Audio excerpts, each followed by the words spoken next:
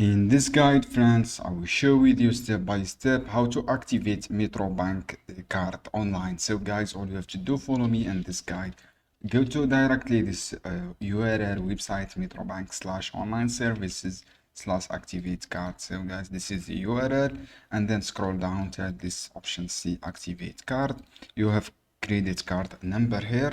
You have card expiry date, and you have this captcha. From here, guys, write your credit card, your card's number, guys, and then all you have to do when you write your card number here, click on this one for captcha 0439, I think, and then click this proceed.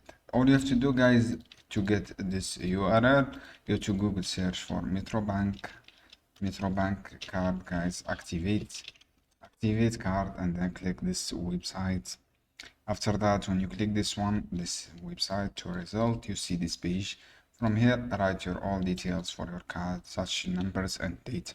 This is how you can do, guys. I hope this guide helpful for you. Don't forget to give like and share this video for more content, and see you soon.